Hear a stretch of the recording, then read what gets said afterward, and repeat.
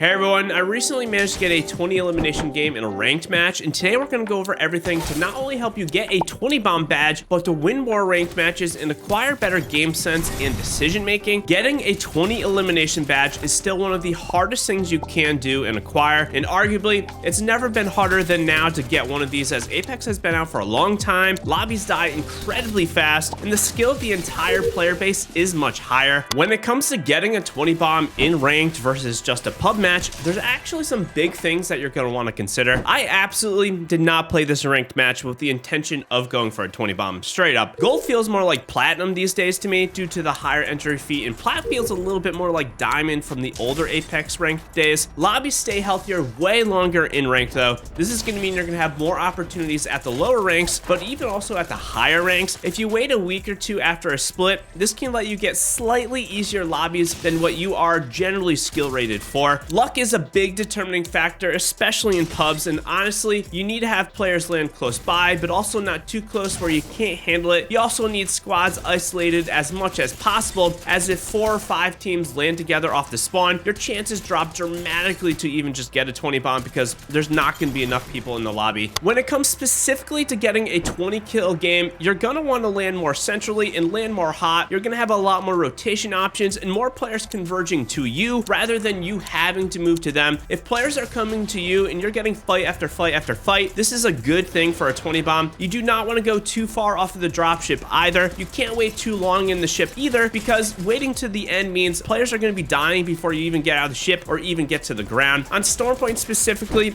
we generally land command center in ranked due to the options for fights and rotations. Note that this does add some randomness when you are landing in the middle. You can't get a lot of teams coming in from any direction. This is good for a 20 bomb, but not necessarily great for a ranked match. In this game, we decided to go to the mill. Mill I find really strong due to the amount of loot in a compacted area. There's also a trident if needed, and it is adjacent to multiple cannons, where again, you're going to get a lot of quick rotation options, which means you can either get the zone really quick, get positioning, or you can get a lot more fights. The mill is also semi-popular, meaning we might get a team or two here, which means quick KP possibilities in ranked, and you are going to want to get a couple kills off the drop if you are going for a 20 bomb. If you don't get like 4 to 5 kills really within the first few minutes, I honestly just don't see you getting a 20 bomb in that game. Specifically in ranked though, if you get a few kills early on, this is going to massively help you just overall set the pace of play for the game. You can then be really choosy about which fights you want to take later on in the game, and you can prioritize getting great positioning, getting better placement, and overall getting more ranked gains rather than having to throw yourself at a team hoping to get some KP because you're in like 4th or 5th place with no kills. Right off the drop here, you're going to notice we are contested, and we do have a couple other teams landing close by, but not in this POI. I'm going to rock a Sentinel and a Havoc this game. The big thing with this combo, off the drop especially, is that the Sentinel is super strong. Getting 88 hits to the body, 100 plus headshots is just a huge way to make big impact plays early on in a match. And I do back this up with the Havoc specifically because the Havoc has such a large base mag, and it is one of the fastest killing weapons in the game, especially with the SMG nerfs of the past couple seasons. You're going to notice here, I get a quick tap to the Sentinel on this guy for 88. I know he is up top. I hear him above me. I'm going to make a flank play here, and I'm going to completely obliterate him. He does not hear me flank him at all. I get a big 158 headshot on him, instantly drop him. I'm going to then look down. These guys are trying to escape out the back. They're probably trying to reset because we did get that first knock. I'm going to go absolutely crazy here with the Sentinel. Get another headshot on that guy. Go for the no-scope, miss it.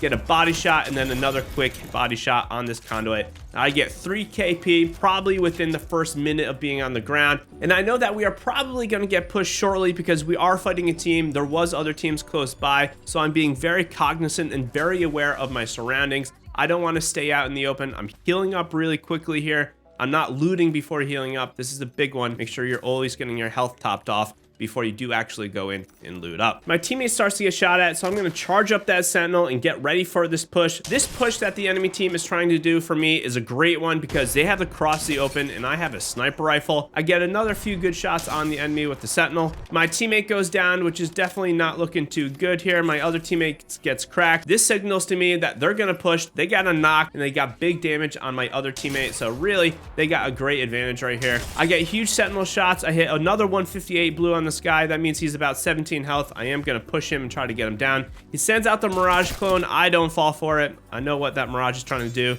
This Loba pushes in. I get another huge headshot on her.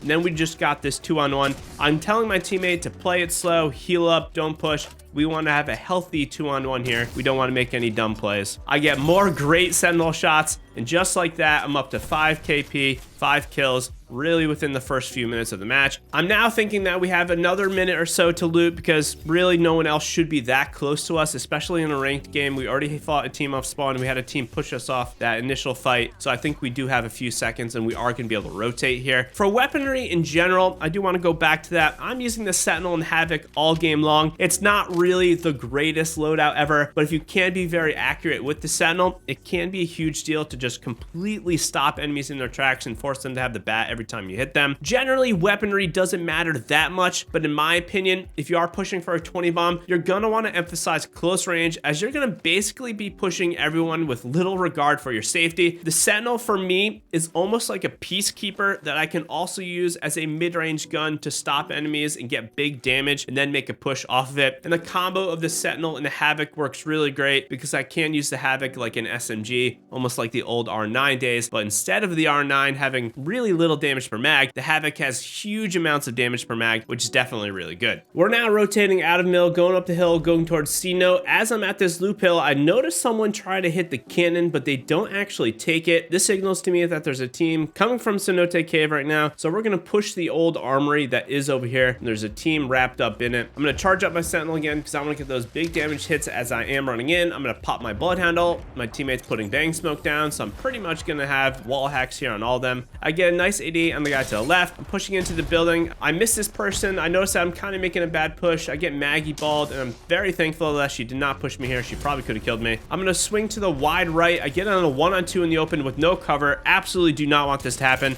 I managed to get one down. I focus up. My teammates managed to get the other one down, and we notice the third guy is running away. I get pretty much gifted here, 1 kill. I'm very fortunate that my teammates were in the right spot. I guess we were playing together and having good team play, so that does help. I'm gonna heal up right away. I'm looking around, seeing if anyone else is nearby. We are not at our landing spot anymore, so honestly, there could be people anywhere. Maybe there's a team barometer rotating this way. Maybe there's a team up at that new POI in the water to the north. They could be rotating this way because they heard shots. I'm just trying to continually always look around. My teammates are looting while I do this. I'm rotating to the north to try and see if I can find that third guy that did run away. I can't really find him. I did notice he grappled up to the rock and then was going this way, but pretty much I did lose him at this point. I'm gonna hit my Raven. My Raven's gonna tell me who is the closest team nearby. This is a huge way for me to know if that Pathfinder was nearby. I noticed that I'm probably tracking him now. This was about 30 seconds ago. He probably zipped up the back and then ran around, or this could be a new team. I'm not quite sure, but I am communicating this to my squad, and I'm telling them to run over to me as quick as I can because I want to try and get positioning on top of this POI if there is no one here. I do see someone, so again, we're charging up that Sentinel. I want the Sentinel to be charged up as much as possible when I am going into fights. I'm going to scan this POI before I go up, just as a little safety and precaution. No one is in this building, so we're going to take roof and take ultimate high ground. After we did gain height, I noticed that the team that was here is no longer here. Normally, I would just say, let's just stay in this area. Let's stay at height and control this area. We're in zone. Zone's going to start shrinking soon. But since they did run away, I'm going to tell my team, let's follow them. We're only gold right now. We're generally more like platinum and diamond players. So I know that if we do lose the game, it's not too bad. We are going to be okay. So we follow them up the hill, and we are going to try to get a little bit of a third party here since they are actually pushing the team as well. Notice how I didn't shoot the guy on the roof here. I didn't want to alert them to our attention. They might not know that we are behind them, which could be good. It could be advantageous to us to get an actual clean third party. It is a gold lobby, so it's possible that they did know we were there and they just didn't care, or it's possible that they are gold and they just had no idea that we were following them up. They popped a bang ult. One team popped an evac tower. I noticed that they never took the evac tower. I'm seeing that there's trades going on. Ults are going down.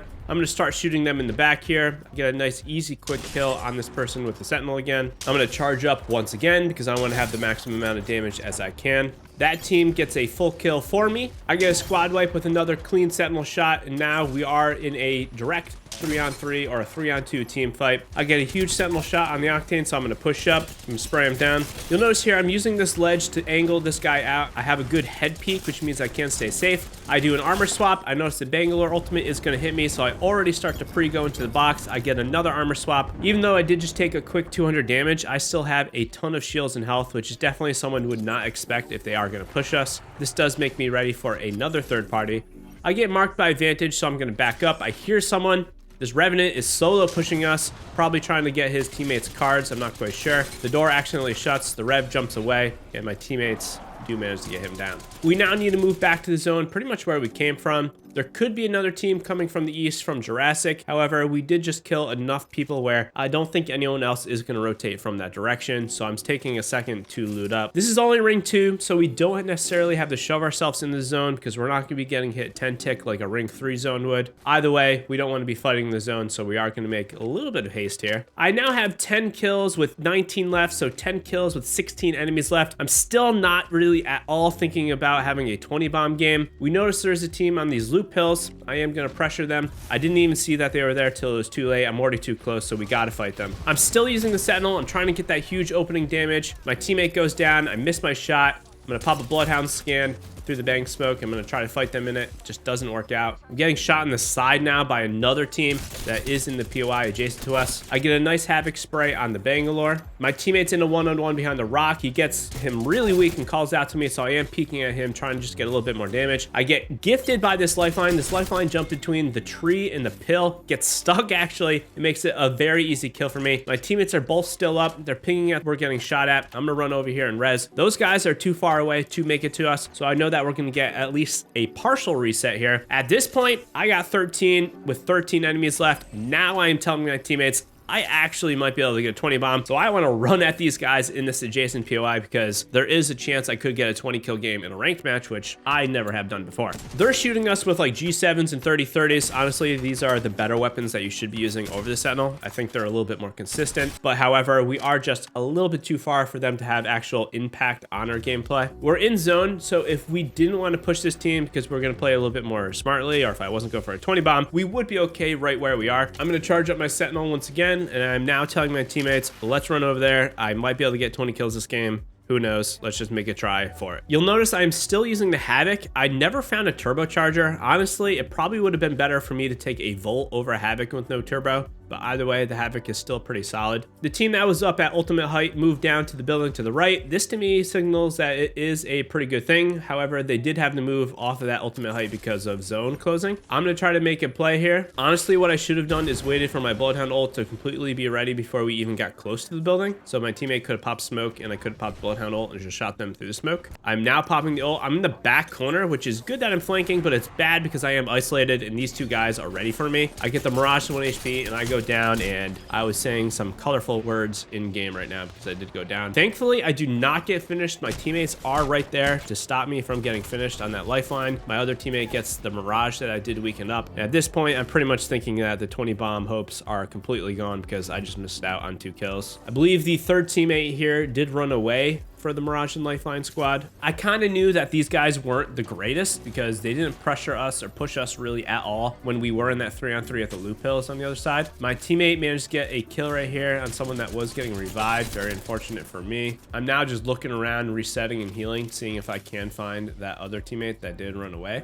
I will say that even though the 20 bomb I think is gone, I do have 3,000 damage and I could get a 4K, so I am going to try to go for that, which the Sentinel is great at getting a 4K. The Wraith portaled out a teammate to revive them, so I am chasing down that portal exit. My teammate did find the real Mirage. He was just playing dumb in the building, standing still, trying to act like a clone, but he wasn't really a clone. We now have ring 3 hour back, so I pretty much am just yelling at my teammates, we gotta go right now. I'm charging the Sentinel mainly before we hit it, so I do have as much damage as possible. We're now gonna go top, middle, end zone. I don't see anyone here. There should be someone here normally in a higher end ranked game. I have 13 kills with 9 enemies left, which means I need 7 of the 9 kills if I am gonna get a 20 bomb. At this point, I'm playing pretty much more like a random ranked game, and I'm not really thinking about the 20 bomb either. I'm trying to just conserve RP and get the win here because I don't think getting a 20 kill game is going to be possible anymore. Luckily, everyone else in the lobby is kind of playing passive and being a little bit more safe about their placement and getting kills here, which is good because if two teams did push each other, I would not have been able to get a 20 bomb. In ranked, we would have a very advantageous position where we got ultimate high ground and we are in zone. We just got to make sure no one pops up the zip lines and no one evacs on us. I'm a little worried right now that a team might be evacing or running from the edge of cascades, which is why I'm looking up into the air.